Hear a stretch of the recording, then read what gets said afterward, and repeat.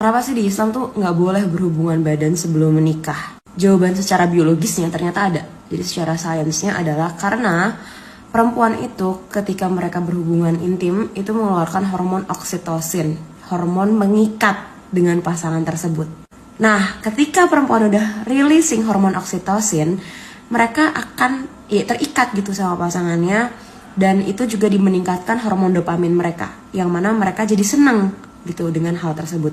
Kebalikannya, laki-laki justru kehilangan hormon testosteron mereka. Sementara testosteron itu turun sama dopamin. Jadi mereka justru ketika berhubungan, mereka ada hormon prolaktin yang ngebuat mereka puas, tapi nggak seneng.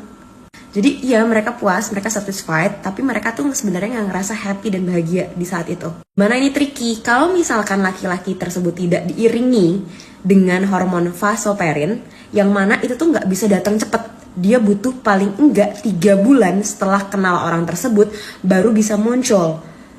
That's why kalau misalkan si hormon vasopressinnya ini nggak ada, akhirnya justru mereka cuma puas tapi mereka nggak ngerasa ada ikatan apapun dalam hubungan tersebut. Makanya hookups itu tuh kayak nggak boleh di Islam, karena ya pada akhirnya perempuannya terikat, perempuannya tergila-gila, tapi laki-lakinya nggak. They don't care about that woman.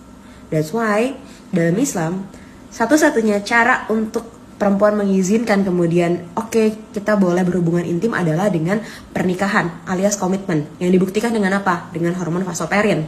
Yang vasopressin meningkat. Nah, ketika hormon vasopressin itu meningkat, dia akan mau menikah dengan pasangannya.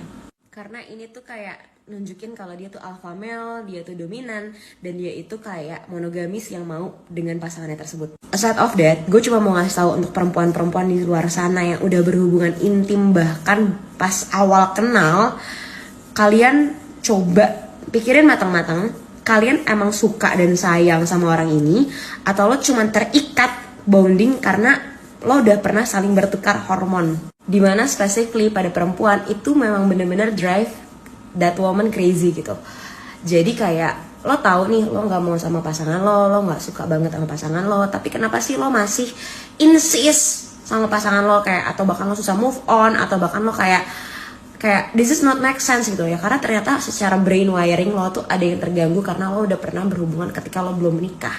Jadi kalau lo ngerasa kayak kok gue masih tergila-gila sama orang ini padahal gue tahu orang ini tuh kayak nggak layak atau nggak deserve, maybe because you were doing that, dan lo harus kayak neutralize your body, your mindset untuk nggak lagi releasing hormon oksitosin sama orang tersebut.